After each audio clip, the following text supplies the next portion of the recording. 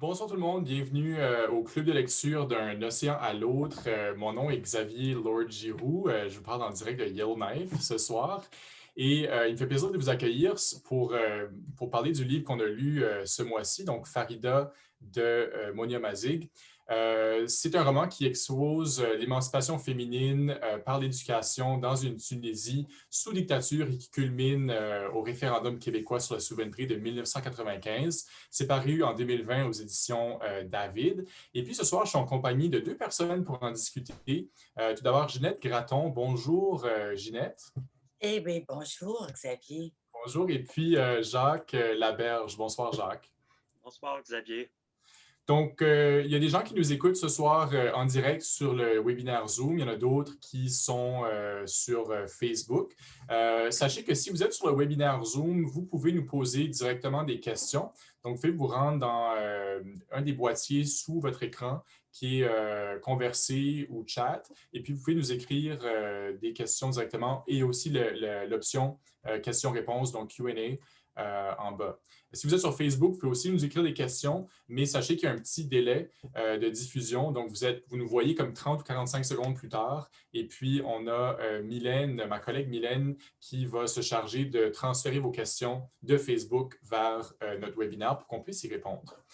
Donc, le Club de lecture d'un océan à l'autre est une initiative du regroupement des éditeurs franco-canadiens. À tous les mois, nous vous proposons la lecture d'un livre canadien que vous pouvez emprunter gratuitement en format numérique sur le site de notre partenaire, la Bibliothèque des Amériques. Vous avez été nombreux à le faire ce mois-ci. Et puis voilà, donc pour vous dire la vérité, on a eu un petit problème technique quelques minutes avant de commencer. Donc, c'est pas très grave, mais j'ai comme perdu les présentations de nos invités ce soir. Fait que, contrairement à notre habitude, je vais leur demander de se présenter un peu eux-mêmes. Donc, si on commence avec toi, Jacques, est-ce que tu peux nous parler un peu de qui tu es et qui tu es comme lecteur aussi? Oui, bonsoir tout le monde. Alors, je m'appelle Jacques Laberge, je suis né à Montréal en 1954. Je suis arrivé dans la région de Gatineau-Ottawa en 1978 pour travailler au gouvernement fédéral. J'ai eu la chance d'avoir une carrière pleine de défis et de réalisations valorisantes à l'Agence canadienne de développement international. Et donc, ce qui m'a amené à travailler comme gestionnaire de programme, mais aussi comme diplomate en poste à l'étranger dans différents pays en Afrique. J'ai eu l'occasion 3 fois d'aller en Tunisie entre 2007 et 2010 pour participer à des réunions de travail à Tunis, au siège à ce moment-là, c'était la Banque africaine de développement qui avait son siège central à Tunis. Et aussi, j'en profitais pour visiter mon frère et ma belle-sœur qui était en poste à Tunis à ce moment-là. Alors, je joignais les retrouvailles familiales à des obligations professionnelles. Je suis à la retraite depuis 2010. Merci. Et puis, tu nous parles de Gatineau ce soir. Exactement. Voilà. Alors, j'ai hâte de savoir qu'est-ce que tu vas avoir à dire sur la Tunisie que tu as découverte ou que tu as vue à travers le roman Farida. Et puis aussi, Ginette Gratton. Donc, bonsoir, Ginette. Est-ce que tu peux nous parler un peu de toi? Bonsoir, Xavier. Bonsoir, tout le monde. Bonsoir, Jacques. Ben, moi, je suis née à Vanier, en Ontario. Maintenant, un secteur d'Ottawa. J'habite encore à Vanier. J'ai toujours habité à Vanier. J'ai l'impression que j'ai vu le monde de Vanier, mais j'ai voyagé beaucoup. J'ai fait une triple carrière en éducation. J'ai toujours enseigné. J'enseigne encore à tous les niveaux. J'enseigne à l'université maintenant, au collège. J'ai aussi fait une carrière dans le domaine des médias, surtout la télé, et j'ai aussi travaillé beaucoup en intervention communautaire. Je suis présentement directrice générale de la maison Marie-Louise, qui est une maison de communauté à Vanier. Et ben, c'est ça, j'aime beaucoup lire. J'aime beaucoup, j'ai beaucoup appris à connaître les auteurs canadiens, francophones, surtout l'extérieur du Québec, mais pas exclusivement l'extérieur du Québec, lorsque j'ai animé Ginette Gratton reçoit et Pour tout l'amour du monde, parce que je lisais au moins un roman par semaine. Et pour moi, c'était impensable de recevoir un auteur sans avoir lu le livre qu'il avait écrit et qu'il nous présentait. Donc, j'ai eu la chance de rencontrer à plusieurs reprises Monia Mazig. J'ai lu ses autres romans. J'étais vraiment, vraiment heureuse, Xavier, quand tu m'as demandé si je voulais lire ce roman-ci, c'était Louenas Hassani, qui est aussi un auteur franco-ontarien, qui m'avait parlé de Farida. Lui aussi a écrit des super belles choses. Et ben, c'est ça. Alors, je suis là ce soir avec un grand plaisir pour parler de Farida et de ce que j'ai vu dans ce roman. Je pense qu'on a tous les trois apprécié le roman, donc on aura la chance d'en discuter. Il y a certaines choses qu'on veut aborder ce soir. Je vais juste le répéter une dernière fois parce que je vois qu'il y a des gens qui se sont joints, qui viennent de se joindre à nous. Donc, si vous avez des questions et vous êtes sur le webinaire Zoom, n'hésitez pas. Vous avez des options en bas, Q&A, donc questions-réponses ou converser chat.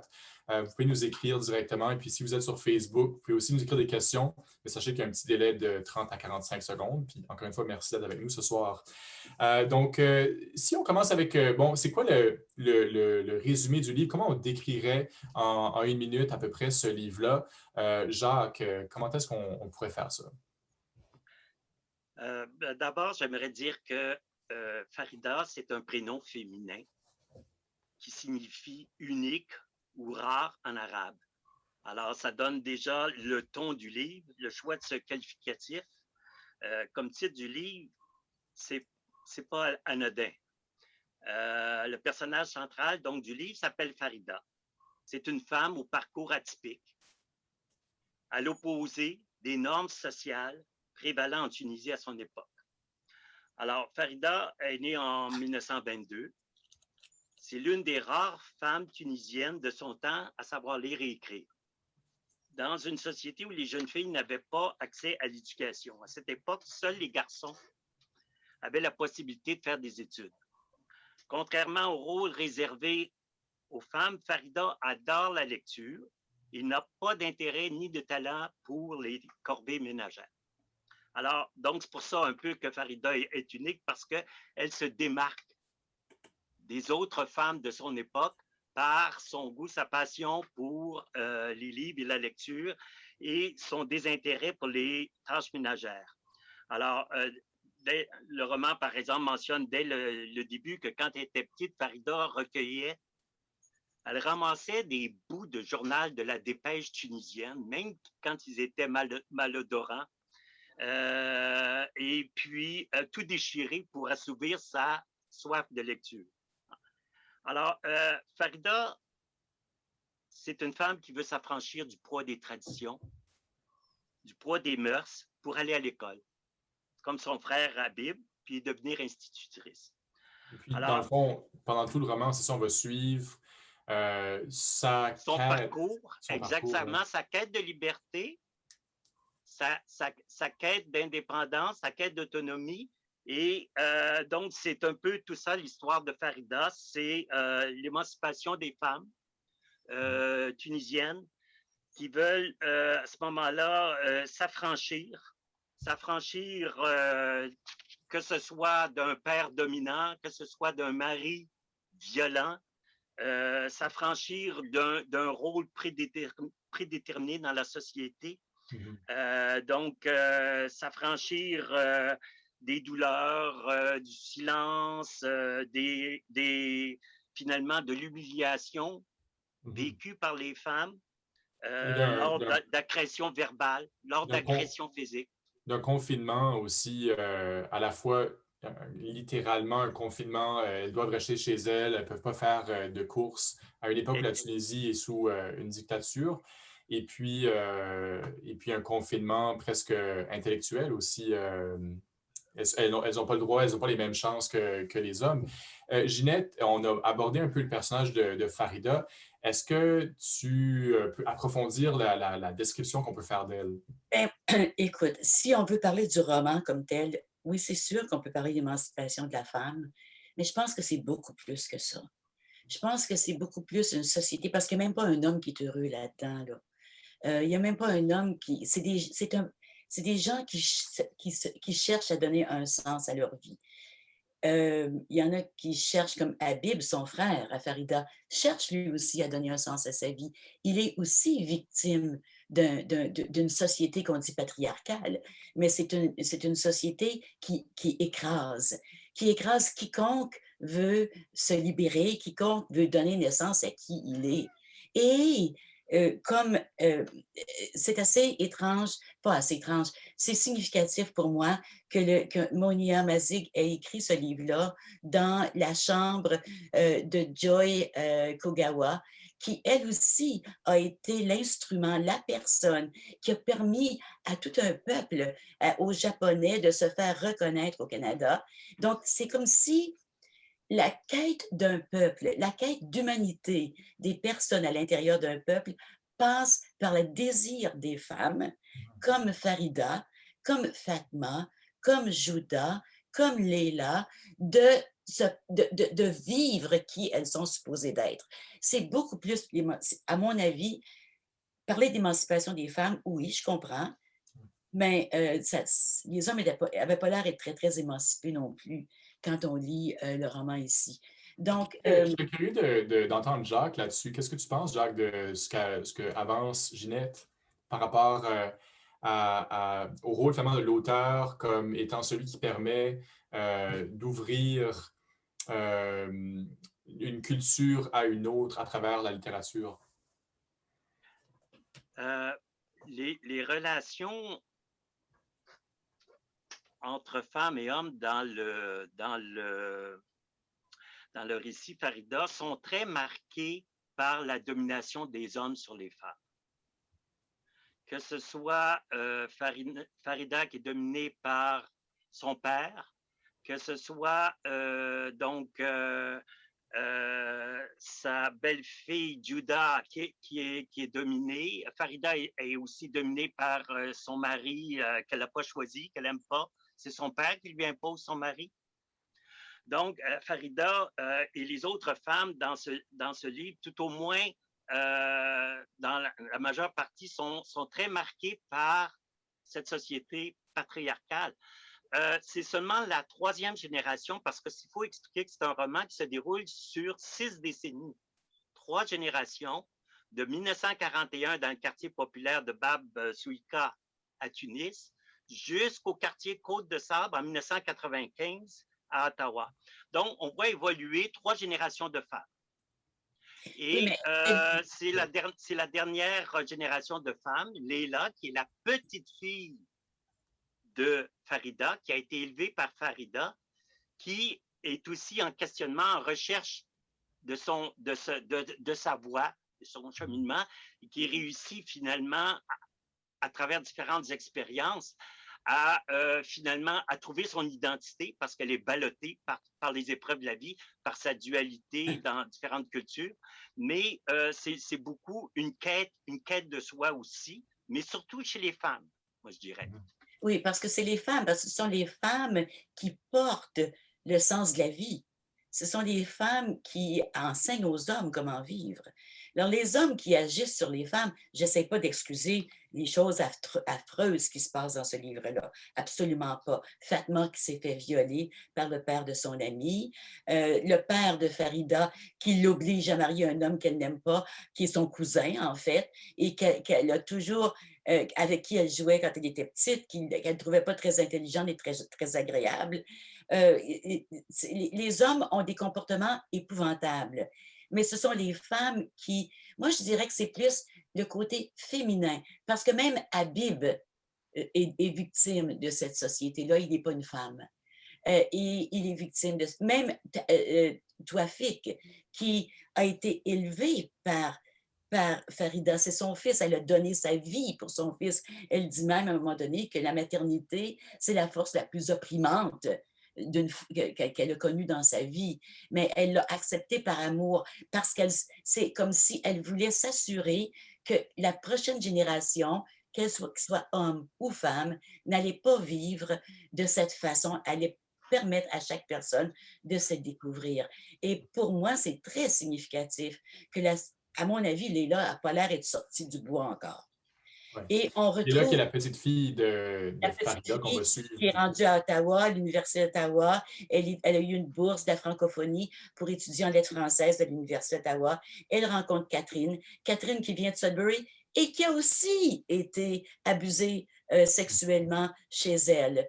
Et on prend Joy Kogawa, qui était, qui est japonaise, à qui on avait enlevé les propriétés, qui a grandi en Colombie-Britannique, dans une famille où il y avait plein d'abus sexuels aussi.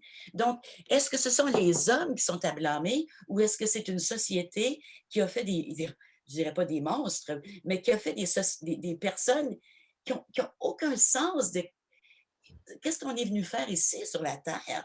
C'est la seule personne, à mon avis, qui se sort de son... Et c'est Taoufik, celui que... C'est le fils de Farida, à qui elle a donné sa vie, à qui elle a passé son amour, qui elle l'a encouragé. C'est le seul qui, au bout de la ligne, trouve un sens à sa vie.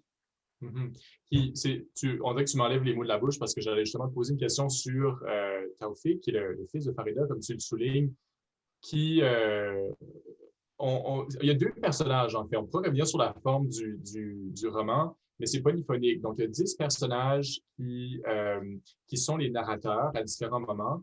Et puis, Farida et son fils Taoufik, c'est les seuls qui traversent les 3 grandes sections du roman. Farida a 16 chapitres, où c'est elle la narratrice. Taoufik en a seulement 6, 8, donc c'est 6. Et dans un de ceux-là, il parle de sa guérison. Et puis, je trouve que c'est un très beau passage, puis j'aimerais le lire. C'est un peu long. Je vous demanderai de commenter après pour voir qu'est-ce que vous avez pensé de l'évolution du personnage de Taoufik à travers le roman. Donc, Taoufik, page 298. Pour le moment, je profitais de mon désœuvrement. Seul le jardin restait mon lieu de prédilection, mon royaume sans palais. L'endroit où je n'avais pas à prouver au monde que j'étais un homme capable, bon ou intelligent. La terre restait ma confidente et les arbres mes amis intimes. Je leur parlais, surtout quand j'étais malheureux. Quand Léla visitait sa mère ou quand Farida restait dans sa chambre à lire les journaux et à écouter la radio. C'était sa manière d'oublier les problèmes en plongeant dans le monde des autres. La mienne, c'était le jardin. Il me permettait de m'évader et d'oublier mes chagrins, mes complexes et ma vie ratée. Le jardin, c'était mon territoire incontesté, mon champ de bataille où il n'y avait ni vainqueur ni vaincu. J'avais souligné le même passage. Il dit, c'est mon premier miracle. C'est un miracle. Et c'est comme si, à l'intérieur du roman Farida, moi, je vois 2 mondes qui se confrontent. Le monde où il faut performer, le monde des idées, le monde de la productivité, le monde de la politique, le monde tout ça. Et à côté, le monde de l'absolu, le monde de la présence, le monde de la conscience. Et Taoufik, grâce à sa mère qui lui a toujours parlé à travers les romans, qui l'a encouragé à aller à l'école, il a trouvé cette paix intérieure à l'intérieur du jardin. Et quand on regarde le mot de l'auteur au tout début, le dernier paragraphe de son mot à Monia, quand elle dit « L'histoire de Joy Kogawa est une histoire d'injustice ultime, mais aussi de ténacité, comme il y en a beaucoup autour de nous. Il suffit de regarder peut-être les arbres et pourquoi pas sentir les fleurs et surtout se souvenir de faire des vœux. » Donc, la nature, elle est très importante. Kogawa a réussi à s'en sortir à travers un cerisier qu'il avait dans sa cour. Taoufik a réussi à se sortir de l'emprise de cette folie humaine qui est de toujours être dans la performance. Puis même, je me dis, est-ce que l'éducation est une soupape ici? Est-ce que c'est une porte de sortie? Alors que lui, il trouve ça dans son jardin et à travers l'absolu, à travers la religion. Et je trouve que c'est un personnage que j'ai beaucoup aimé, Taoufik. Oui. De tous les personnages du roman, c'est celui qui m'a frappé le plus. Mais ce que tu disais avant de finir, vas-y. L'importance aussi, je pense, de souligner, pour rendre hommage à l'auteur, que chaque chapitre est une tranche de vie qui s'enchaîne avec une autre et les 10 personnages parlent au « je ». Un peu comme Faulkner avait fait avec Lumière d'eau, qui m'a toujours frappé comme étant un chef-d'œuvre. Et puis, pour moi, Farida, ça appartient à côté d'Anna Karénine, puis ça appartient à côté de Madame Bovary, qui ont été 2 femmes qui ont permis à une société de s'ouvrir les yeux sur quelque chose qui n'allait pas. Jacques, qu'est-ce que tu penses de ce que Ginette vient de dire? Ben, sur le style littéraire, c'est-à-dire que chacun des 10 personnages se dévoile en parlant à la première personne. Puis ça, ce style littéraire, c'est plein d'intimité et puis ça nous fait vraiment entrer dans la peau de ceux qui peuplent l'univers de Farida, puis qui, à ce moment-là, nous font vivre leurs émotions. Je dois dire que comme lecteur, ça demande un peu de concentration. Parce que à ce moment-là, on passe d'un personnage, même si l'enchaînement est fluide, il faut se mettre à chaque fois, on passe dans la peau d'un nouveau personnage. Alors, ça demande un petit effort, mais je pense que le récit est tellement riche, les transitions sont fluides, et puis les personnages sont bien campés avec un style de langage qui convient bien à leur personnalité, que ça vaut la peine de faire ce petit effort pour le lecteur. Mais c'est quand même assez intense parce que justement, chaque personnage se livre sans détour à la première personne et puis ça, on n'est pas tous habitués à ce style-là. Alors, j'ai trouvé ça très intéressant Est-ce qu'il sert pour le bien lecteur. le récit selon toi? Pardon? Est-ce qu'il sert bien le récit selon toi? Oui, oui, tout à fait. C'est la meilleure façon, à mon avis, que Mme Monia Mazik pouvait faire pour rendre l'intensité, la complexité des émotions de chaque personnage, c'est de lui faire parler au jeu et qu'il puisse à ce moment-là nous ouvrir son cœur, son esprit, puis dévoiler toute sa personnalité. Alors, chaque personnage est très, très bien décrit. Donc, c'est très riche et très dense au niveau des relations humaines et puis des personnages qui sont mis en scène dans la trame du livre. Ça demande de force de la part de l'auteur. Chaque personnage, elle doit se mettre dans la peau du personnage et dans sa pensée et dans son expérience. Et on peut voir à travers le jeu, c'est là où on voit que chacun n'agit pas méchamment. Il n'y a personne qui veut... Il y en a qui agissent par ignorance. Comment il s'appelle, son mari? J'oublie son nom. Kamel. Kamel. Lui pense que c'est comme ça qu'il est supposé vivre comme homme, mais c'est pas parce qu'il veut, c'est parce que c'est ce qu'on lui a dit. Et aussi, il faut voir aussi tantôt Jacques a parlé du contexte politique dans lequel les gens vivent. Et c'est Léla qui raconte à sa grand-mère dans une lettre ou à sa mère, elle raconte comment c'est incroyable d'arriver ici au Canada et de voir que les gens ont du pouvoir. C'était dans le temps du référendum, donc qui va gagner? C'est les gens qui vont gagner, alors qu'elle vient d'un pays où on pense que c'est le dictateur, c'est qui est le président, qui a le seul pouvoir politique. Donc, ça infantilise les gens. Donc, on voit que ce sont des gens qui ne sont pas habitués de réfléchir et de penser parce qu'on n'a pas donné de pouvoir. Et le pouvoir... En d'autres mots, Ginette, ce que tu dis, c'est que pendant tout le roman, on évolue sous cette dictature-là en Tunisie où les gens n'ont pas de pouvoir. Puis le fait que Léla puisse participer à la marche à Montréal en 1995 dans le cadre du référendum, c'est comme son premier moment, son éveil citoyen en quelque sorte, c'est ça? Oui. Okay. Et Taoufik, c'est quand il est allé en France, c'était à La Rochelle, je pense, je ne me souviens plus où il était, et il y avait les grèves à la fin des années 60, des grèves épouvantables. Il a voulu revenir, mais il a compris ce que c'était qu'un peuple qui prenait sa place. Et Farida, c'était à travers les nouvelles qu'elle écoutait à la radio continuellement. Elle ne savait pas trop ce que c'était la France, elle n'était pas allée, mais elle le savait à travers les livres. Et donc, elle lisait de tout. Elle écoutait les nouvelles, elle lisait des romans, elle écoutait de... Et ce que je trouve intéressant là-dedans aussi, c'est à un moment donné, quand son mari, qui est resté un partenaire de son père en affaires, mais finalement, ça a mal tourné. Il met M. Giuliani comme responsable, il lui loue un espace de terrain pour cultiver ou pour avoir un troupeau de vaches, en faire une ferme laitière. Et on voit comment le colonisé, parce que la Tunisie était colonisée par la France à ce moment-là, devient euh, inflige les mêmes humiliations à un autre peuple que ce qu'elle a subi, que ce qu'il a subi les Tunisiens infligent aux Italiens la même chose qu'ils ont subi des Français. Et je pense que c'est à réfléchir, c'est à faire réfléchir beaucoup sur tellement de choses aussi. Et c'est la même chose ici au Canada quand on regarde, je parlerai pas des Français ou des Anglais, on va éviter ça. Mais quand on parle de Joy Kogawa, qui elle aussi a été victime de cet esprit de colonisateur ou de peur de l'ennemi.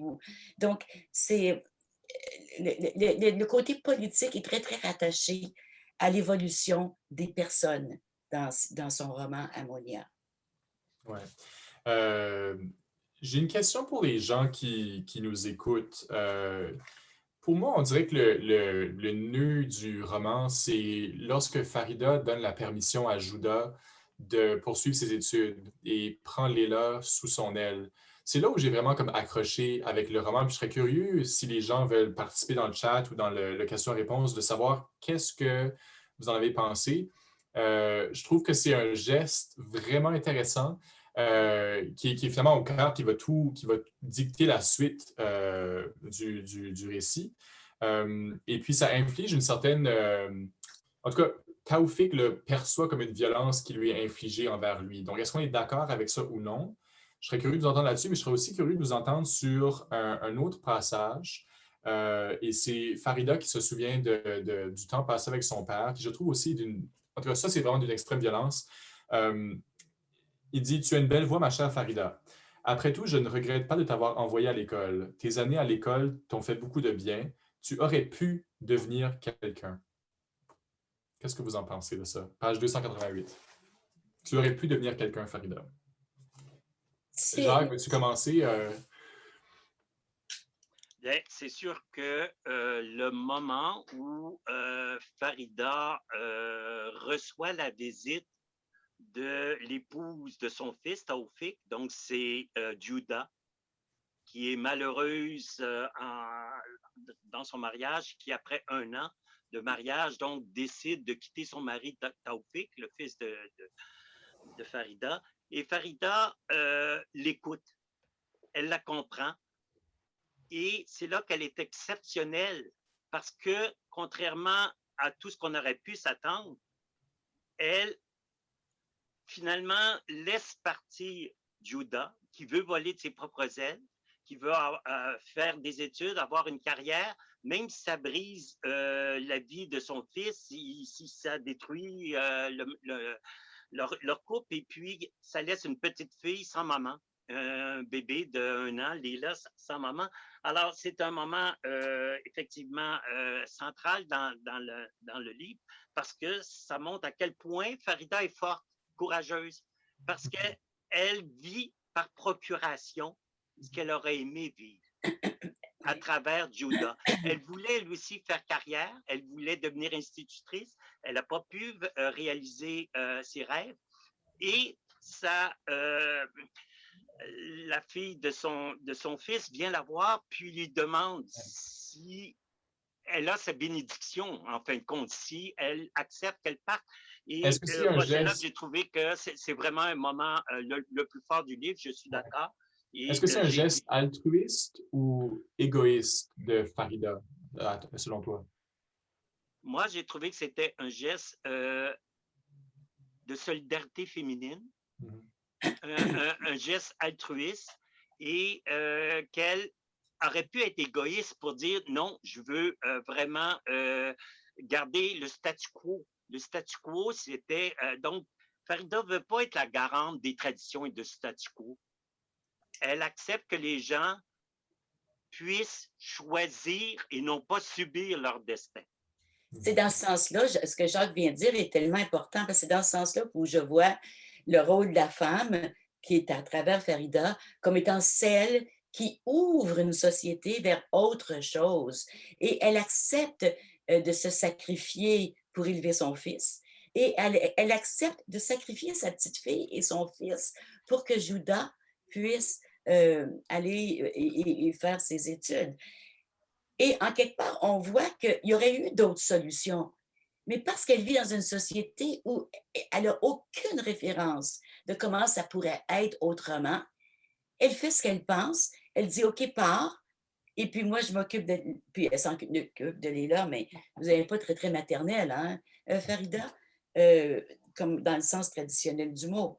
Donc, ce que Jacques dit, c'est très important, que c'est altruiste, c'est en même temps égoïste parce que ça lui permet de vivre à travers Judas aussi et de continuer à avoir quelqu'un de qui s'occuper, qu'il est là. Dans le chat, on a Lucie Larose qui nous dit Farida veut permettre à sa bru de devenir enseignante comme elle aurait voulu le faire. Et puis, dans la question-réponse, il y a Noura qui nous écrit du Maroc, qui nous souhaite bonsoir. Donc, on est écouté en Afrique, pas très loin de la Tunisie. Donc, c'est très réjouissant de savoir ça. Euh, J'aimerais te poser une question, Ginette, sur le personnage de Hadid, euh, parce qu'on a tous les deux eu cette même réflexion-là. On s'est dit que peut-être il y avait quelque chose, il y avait une attirance homosexuelle entre Hadid et Eddie, surtout Oui. dans sa jeunesse. Donc moi, je l'ai comme relevé. C'est pas dit explicitement, mais c'est suggéré. Toi aussi, tu as lu ça un peu comme ça? Oui, oui, oui, oui. Puis c'est un personnage que j'aimais plus s'ouvrir, qui avait beaucoup. Oui, j'ai ressenti ça. Et ça ferait partie, en quelque sorte, des filles de cette société aussi, de ne pas accepter qu'il y ait des personnes, qu'il y ait des mariages, qu'il y ait des homosexuels dans la société. Donc, ça, c'était pas acceptable.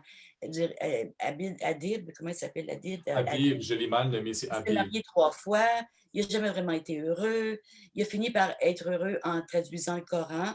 Ça a été la grande réalisation de sa vie et ça a été la grande fierté de Farida aussi. Mais moi aussi, j'ai eu, je ne sais pas qu'est-ce qui m'a fait penser ça, mais j'ai Ils sont ressenti. un rassemblement nationaliste et puis on dirait qu'il écoute à moitié et puis il attend juste que Eddie revienne pour être en privé avec lui. Donc c'est comme une petite phrase de rien, mais on dirait que ça révélait, ça suggérait quelque chose. Peut-être que c'est pas volontaire de l'autrice du tout, peut-être que c'était pas son intention, puis on est dans le champ complètement, mais on l'a avec nos yeux, avec nos lunettes. Écoute, un roman, là, Monia Mazik a écrit ce roman-là. Maintenant, chacun de nous, on le lit comme on Ça, le veut. Hein? Je veux dire, ouais. mais Mais je pense que Monia a avec fait cette un travail interprétation-là, extraordinaire.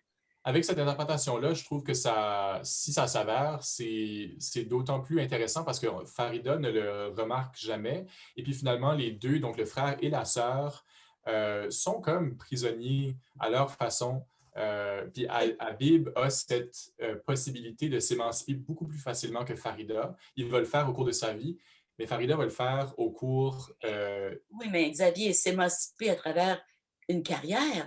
On ne s'émancipe pas dans une carrière. Non, C'est pas le ouais, c'est ça, principe de la carrière. je m'exprime mal. Non, non, Ce je que je veux sais dire, ce que c'est, je veux dire, parce qu'il est un homme, ouais, il devrait avoir plus de chance. il a trouvé Mais, son refuge. pardon? On dirait qu'il a trouvé son refuge dans la littérature, dans la poésie, ce que Farida voulait aussi, mais elle va aller plus loin, puis va permettre à toute une génération, ben, pas toute une génération, mais à une génération de femmes ou deux générations de femmes de pouvoir poursuivre ce qu'elle n'a pas pu faire. Et d'hommes aussi. L'homme aussi. Oui, Parce que c'est vrai, avec peut-être, son oui, parce fils, qu'avec son autrement. fils, Ouais. maintenant son fils ne se réalise pas dans sa carrière, mais peut-être qu'il est passé par la carrière pour se rendre compte que c'était pas vraiment ça le bonheur non plus. Ouais. Tu sais? Ça veut dire peut-être que les femmes devront passer par la carrière pour se rendre compte que c'est vraiment pas ça le bonheur. Je trouve que il y a une partie dans le livre, dans le roman qui est probablement le plus grand roman du monde, Anna Karénine, il y a un moment où Anna revient et elle va voir son fils qu'elle a laissé, un peu comme Judas qui a laissé sa fille Lila, et elle va voir son fils et c'est une scène absolument déchirante.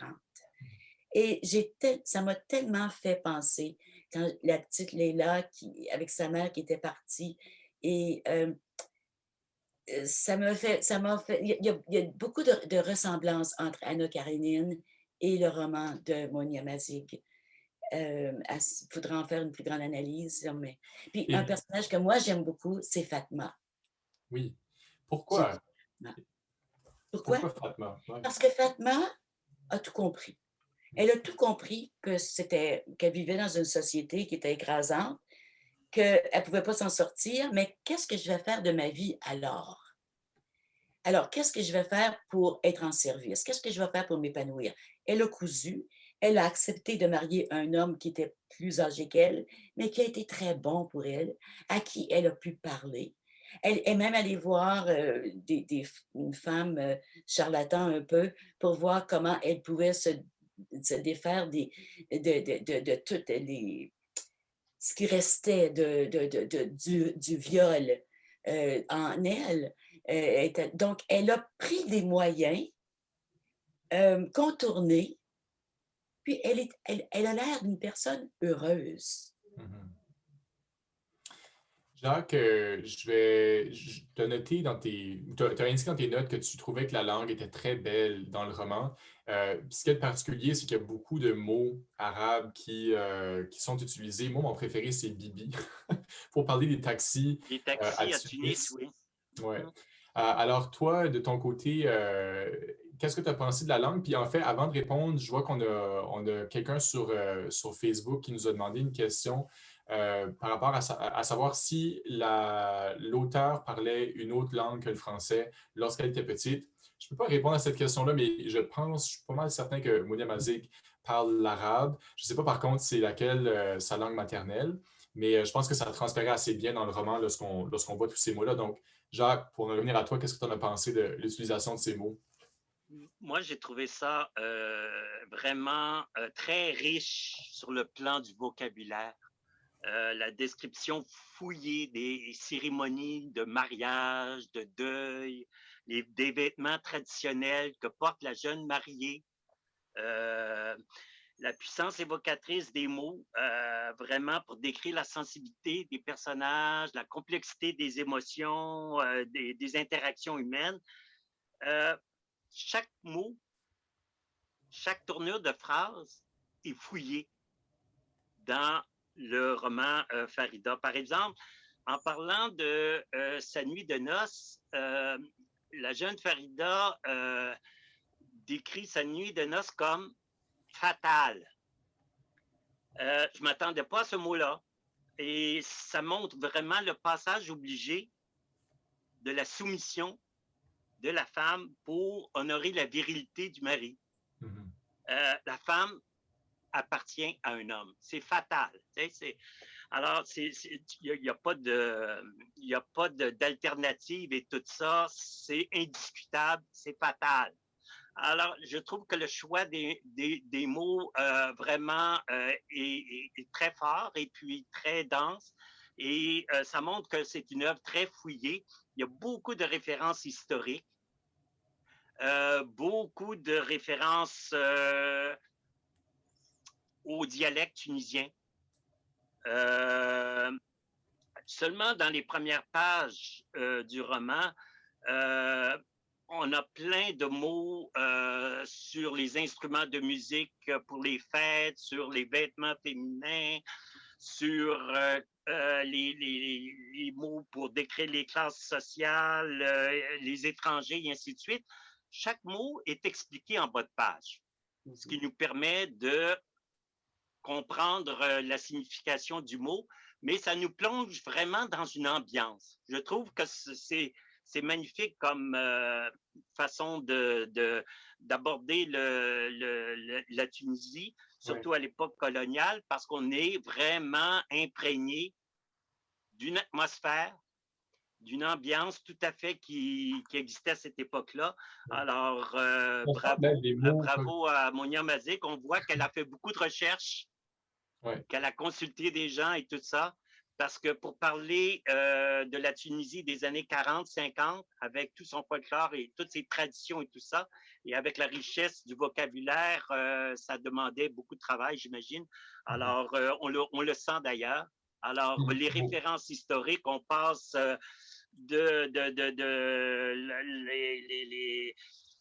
l'humiliation vécue pendant la période coloniale, Ginette en a parlé tantôt, l'occupation par les Allemands, la crise économique, le débarquement des troupes alliées, les revendications d'indépendance des groupes patriotiques, le retour en libérateur du commandant Bourguiba, la soif d'éducation.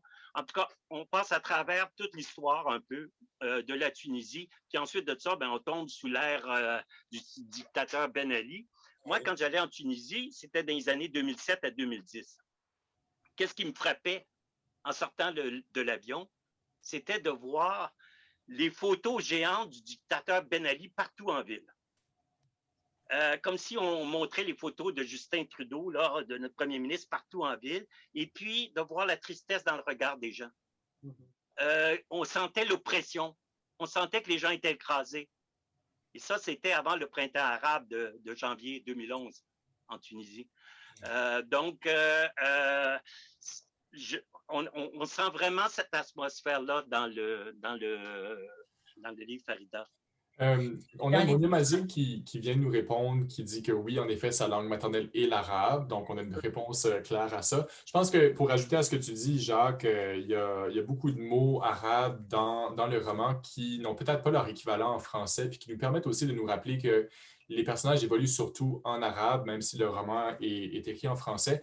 On a une question de Marc Henkins, qui est l'éditeur chez David, qui nous demande la question suivante, puis je vous demanderai d'y répondre. Est-ce que ça vous a surpris que Taoufik, élevé par Farida, ne permette pas à Jouda de vivre son projet et l'oblige à quitter et abandonner son projet pour que sa fille... Pardon, je l'ai très mal lu. Donc, je recommence. Est-ce que ça ne nous a pas surpris que Taoufik, élevé par Farida, ne permette pas à Jouda de vivre son projet et l'oblige finalement à le quitter et abandonner sa fille pour aller étudier? Donc, est-ce que Taoufik aurait dû permettre à Jouda, ou est-ce que c'est pas surprenant qu'il ne lui a pas permis, étant donné qu'il a été élevé par nul autre que Farida? Mais moi, je trouve c'est surprenant. Oui, oui, parce qu'on dit, bon, il a été élevé par Farida, il aurait dû comprendre qu'il fallait que sa femme se réalise à travers une carrière. Maintenant, il y avait aucun... Est-ce que Farida, jamais je l'entends le dire de cette façon-là à son fils? Ce qu'on voit, c'est Farida qui protège son fils de la violence de son mari et du père du fils, qui l'encourage à toujours réussir à l'école, mais qui, je ne pense pas qu'elle ait jamais exprimé pourquoi elle était aussi frustrée. Et tu sais, Farida, elle a aimé quelqu'un, mais son père l'a empêché d'aimer. Est-ce que le fils a été conscient, parce qu'il n'y avait aucune référence en nulle part dans leur milieu de qu'est-ce que c'était une femme épanouie dans un couple? Il n'y en avait pas. Donc, je pense que c'est surprenant, mais c'est compréhensible. Et puis, je peux voir comment Taoufik, lui a voulu faire pour sa femme ce que son père n'avait pas fait pour sa mère, c'est-à-dire lui donner ce dont elle avait besoin. Son père, écoute, son père a acheté une maison au bord de la mer pour sa maîtresse, il n'était jamais là, il y avait des maîtresses, il y avait des souliers en cuir italien, il y avait toutes sortes de choses, mais sa femme n'avait rien. Il achetait de la nourriture qui n'était pas toujours de la plus fraîche. Donc, lui a vu ça et a voulu donner à sa femme ce que sa mère n'a pas eu. Et je ne pense pas qu'elle avait compris que sa mère, ce qu'elle aurait voulu, c'est d'enseigner ou d'aller à l'école. Donc, je peux comprendre. Donc, j'irais, Jacques, même question. Est-ce que, à ton avis, est-ce que tu as été surpris que Taoufik répète finalement ce que Kamel avait fait envers Farida, mais pour Taoufik, il répétait ça envers Jouda? Il ne répète pas, il n'a pas été violent, il n'a pas eu de maîtresse, il ne répète pas ce que son père a fait. Oui, OK, c'est ça. Merci de préciser. Disons que Kamel battait, c'était un mari violent, il battait Farida. Oui. Physiquement. Taoufik, il a eu l'occasion de faire des études. Il est même allé à Bordeaux. Il a fait des études supérieures et il a une carrière au gouvernement comme inspecteur des finances, quoi que ce soit. Mais il reste dans le moule dans le moule des rôles traditionnels. C'est-à-dire que la femme doit rester au foyer, s'occuper du ménage et des enfants et tout ça. Et le monsieur, c'est le pourvoyeur qui fait carrière, qui rapporte l'argent à la maison. Et la femme a juste à se satisfaire de ce rôle-là. C'est un rôle pour Judah, son épouse, qui est monotone, qui est triste et qui offre aucun défi, aucun intérêt. Donc, elle rejette ce rôle-là. Mais moi, je ne suis pas surpris du tout parce que Taoufik représente les hommes de son époque, c'est-à-dire des années 70 et 80, qui trouvent que leur femme va le trahir en quittant pour sa soif d'éducation et de carrière et ainsi de suite. Donc, il ne peut pas comprendre. Il ne peut pas du tout, à mon avis, comprendre parce qu'il n'a jamais vu de modèle de ce genre-là. Ça, exactement. Est-ce que c'est qu'il va la trahir, elle va le trahir? Je pense pas. Moi, je viens de cette génération-là aussi où ma mère avait laissé son travail, ma mère toute la vie, elle s'est cherchée, elle en est morte, ma mère, de ne pas avoir pu continuer à évoluer dans la société. Puis pas parce que mon père, il ne voulait pas qu'elle aille à l'école, mais parce que lui apportait tout à la maison. Pourquoi tu veux aller ailleurs? Regarde, je te donne tout ce que tu as besoin. Et c'est ce que Taoufik lui disait. Si tu ne veux pas faire du ménage, on va engager une femme pour faire du ménage. Ce n'est pas un problème. Regarde, tu as tout ce que tu veux. Donc il n'a pas reproduit ce que son père a fait, mais il n'a pas compris la soif de réalisation de soi, de ce que ça veut dire, parce que lui-même n'a pas réalisé soi. Je suis certaine que lui, s'il avait demandé profondément, il ne voulait pas devenir inspecteur de finances. Qui vient au monde en voulant devenir inspecteur de finances? Tu sais, je veux dire, c'est pas se réaliser, ça, c'est trouver de l'argent pour faire vivre ton monde. C'est pour ça que je dis les hommes sont sacrifiés autant que les femmes. Parce que tout ce qu'ils veulent, c'est trouver de l'argent pour faire vivre leur famille. C'est pas se réaliser. On a une autre question d'un membre du public. Il s'appelle Élude. Et puis, il se demande ce qui serait arrivé, selon vous, à Farida si elle avait rejeté le choix de ses parents. Donc, j'imagine qu'il veut dire le destin dessiné par les parents de Farida. À part de ne pas avoir de roman, selon vous, est-ce que Farida aurait pu s'enfuir, par exemple, ou vraiment rejeter ce que ses parents lui imposaient? Bien, Élude, moi, je connais Élude, puis je sais qu'elle parle en connaissance de cause, parce qu'elle-même a pris des grosses décisions dans sa vie. Il faudrait demander à Monia Mazig à savoir qu'est-ce qui serait arrivé. Qu'est-ce qui serait arrivé? Je ne sais pas. Est-ce qu'il y en a des femmes qui ont réussi? En fait, je pense que pour comprendre, il faudrait lire les 2 premiers romans de Monia, Du pain et du jasmin et Miroirs et mirages. Puis là, on pourrait comprendre des femmes qui sont restées dépendantes, des femmes qui se sont affirmées. Et ben, je ne dirais pas que c'est ses 2 premiers, c'est son 2e et son 3e roman. Celui-ci, c'est son 4e. Mais je ne sais pas qu'est-ce qui serait arrivé. Il serait arrivé bien des choses. C'est une partie qui est triste dans le roman aussi, qui est touchante, troublante, c'est quand elle tombe amoureuse de cet homme qu'elle rencontre à la cour. Et c'est un homme qui n'a pas été élevé, qui est élevé par une mère seule, je pense, mais qui a beaucoup d'amour à donner et qui aime beaucoup Farida. Et finalement, son père l'oblige à ne pas lui ouvrir la porte et elle le laisse, elle abandonne tout espoir de vivre avec cet homme. Mais c'est drôle parce que cet homme a été élevé par une femme, comme Taoufik a été élevé par une femme, comme le mari de Judas a été élevé par une mère seule. Ces 3 hommes qui se réalisent ou qui semblent avoir un peu plus d'humanité ont tous les 3 été élevés par des femmes seules. Puis, je trouve que, je ne sais pas si c'est intentionnel ou je ne sais pas si c'est rien qu'arrivé comme ça, mais c'est dans ce sens-là que je dis que l'émancipation d'une société, de l'humanité, passe à travers la femme qui enseigne à ses fils comment vivre. On a un autre commentaire. Ouais. On a un autre commentaire du public, donc Joanne-Louise Giroux, qui dit « Taoufik aurait probablement été ouvert aux études et à la carrière de sa femme si la communication avait été plus complète entre eux, ayant vu sa mère triste et pensant au mauvais traitement qu'elle subissait de son mari, il n'a pas compris que Judah soit triste avec la belle vie qu'il offrait à sa famille. Il y a aussi Micheline Chartrand qui dit, dans le contexte, j'ai été surprise du fait que Farida ait pris le parti de sa belle-fille plutôt que celui de Taoufik, à qui elle avait tant donné. C'est dire la douleur de l'oppression qu'elle avait subie. En lisant, je me disais que c'était tellement triste que Taoufik ne puisse voir qu'il aurait pu être heureux à côté d'une femme et d'une fille épanouie. Beaucoup de destins écrasés dans ce beau livre. C'est un peu vrai quand même. Hein? Si Judah et Taoufik avaient pu se rencontrer à un moment dans leur vie où ils avaient tous les deux reçu leur éducation, ça aurait pu donner une relation mais plus c'est que épanouie. Hein? Taoufik n'avait aucune référence avait aucune référence de quoi. Puis même elle, Farida, n'avait pas de référence, dire mais pourquoi vous asseyez pas les deux ensemble et vous parlez, peut-être que tu pourrais continuer à aller à l'école. C'est dans ce sens-là, peut-être que c'est un geste égoïste, dire va-t'en, là. C'est comme, tu vas voir, on va leur donner une bonne leçon. Qu'est-ce que c'est quand on n'est pas heureuse, nous autres, les femmes?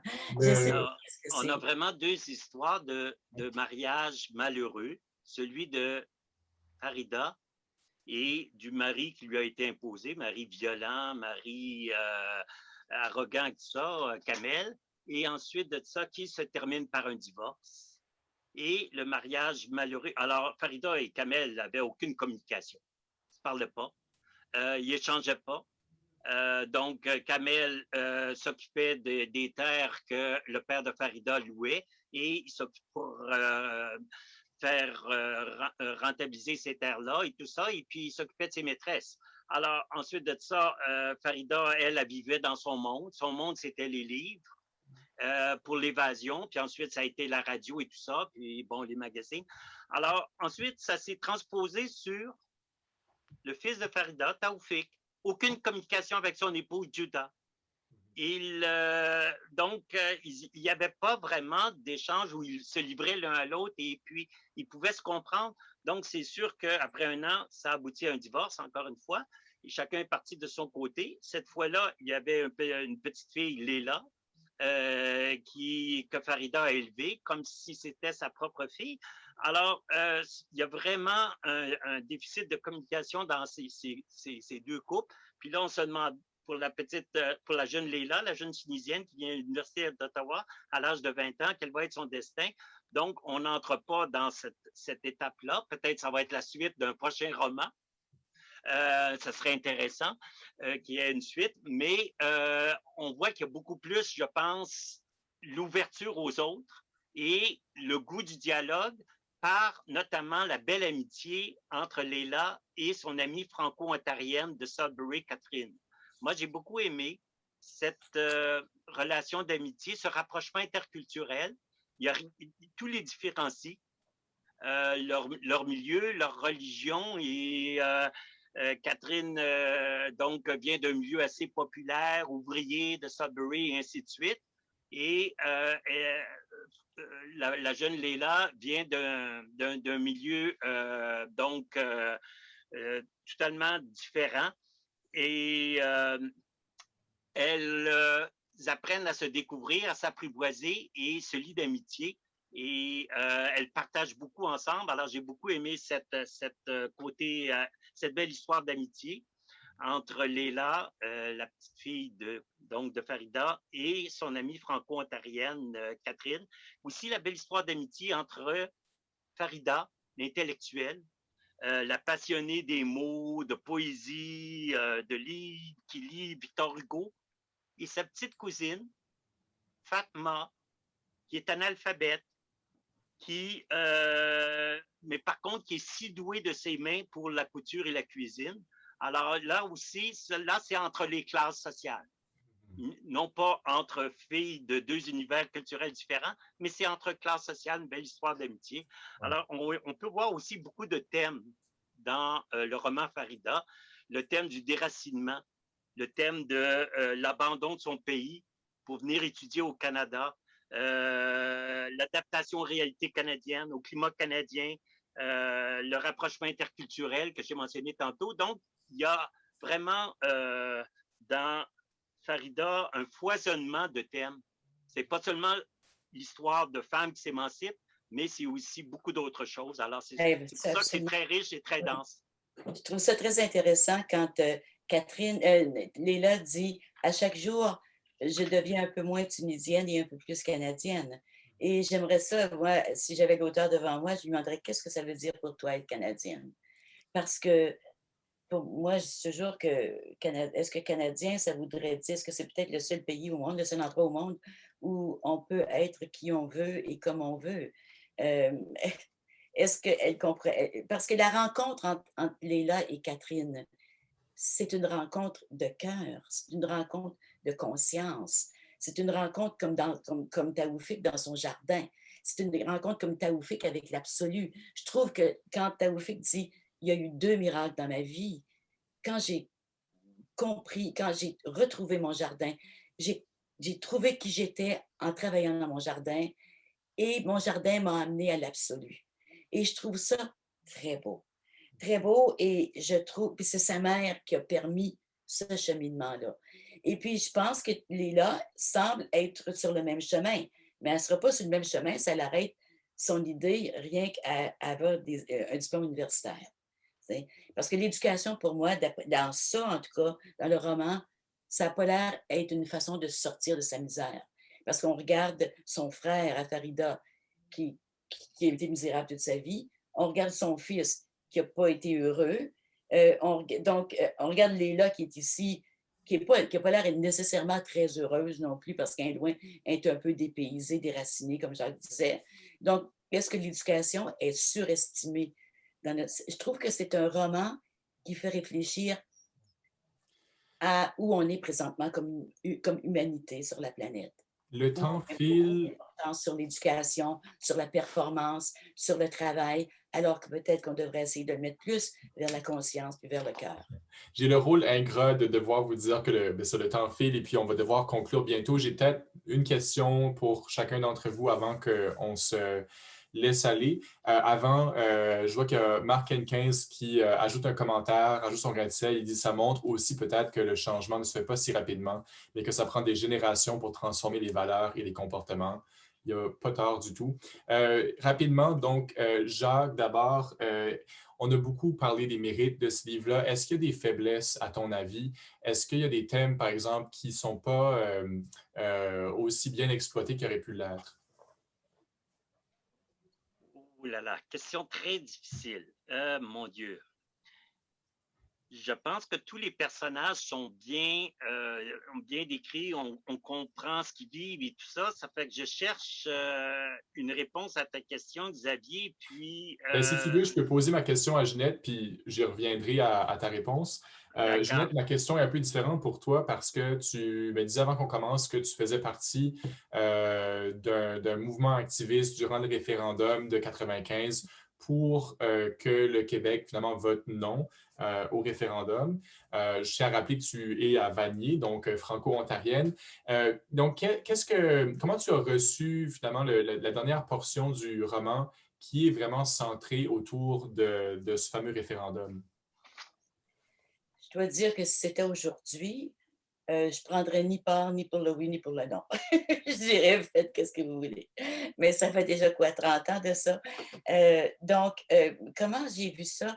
J'ai trouvé ça vraiment très intéressant que Monia situe Léla en Ontario. C'est pas un hasard qu'elle l'a mis ici. J'imagine qu'elle voyait des ressemblances entre ce qui se passe en Tunisie et ce qui se passe ici. Je ne pense pas qu'on devrait se penser si évoluer quand on regarde la Tunisie, là, puis les autres pays. Je ne pense pas qu'on est encore rendu. Regardons où on est rendu dans notre société avec tous les problèmes de santé mentale, puis les suicides. C'est pas pour rien là, qu'on a tout ça là, dans notre société. Là. C'est peut-être parce qu'on a oublié c'est quoi le sens de la vie. Et je pense que Catherine et Léla, en étant à Ottawa, dans le temps du référendum, bien, ça l'a permis à Léla de voir qu'il y avait d'autres choses qui existaient que la dictature. Mais la démocratie, mais elle s'en va où la démocratie présentement? Regardons nos voisins du Sud, on ne sait pas trop. Donc, je pense que ça permet de ramener les relations entre les personnages à une dimension autre que toutes les affaires qui se passent autour. Et Jacques, ben, je me retourne vers toi. Est-ce que tu as trouvé un maillon faible finalement dans le roman? Pas vraiment, je dois dire. Moi, j'ai été vraiment captif du roman. J'ai embarqué à fond, je me suis laissé aller. J'ai eu l'impression parfois d'être plongé dans le Canada francophone du début du 20e siècle, la première moitié du 20e siècle, 1900-1950, avec la haute bourgeoisie du quai, le petit peuple vivant de misère, l'accès à l'éducation supérieure et aux carrières qui étaient réservées aux hommes, le rôle effacé des femmes, et tout ça, la méfiance des étrangers, la domination du patriarcat, bon, tout ça, le début de l'émancipation des femmes avec l'obtention du droit de vote pour les femmes et tout ça. Puis le goût de s'affranchir d'un carcan, là, vraiment dicté par son rang social. J'étais sous l'impression, moi, de revivre un peu ce que mes grands-parents avaient vécu dans la première moitié du 20e siècle, au Canada francophone. Donc, je trouvais des parallèles intéressants et tout ça. Mais un maillon faible, non, mais je reviens sur l'idée du niveau d'attention puis de la concentration que demande la lecture d'un récit comme ça, où ce sont 10 personnages qui parlent avec le jeu.